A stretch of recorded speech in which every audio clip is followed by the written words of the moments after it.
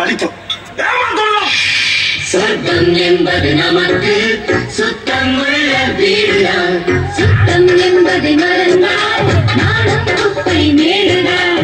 சொர்க்கம் என்பது நமக்கு சுத்தம் உள்ள வீடுதான். சுத்தம் என்பது மறந்தால் நாடும் குப்பை மேடுதான்.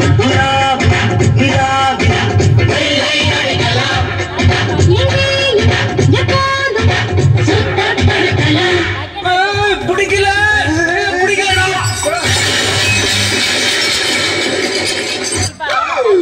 ஐயோ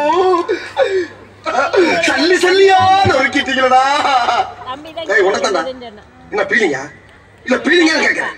எனக்கு தான் பீலிங்கி. போடா போடா, இதுல ஒண்ணும் குறைச்சலடா, இதுல ஒண்ணும் குறைச்சல்ல.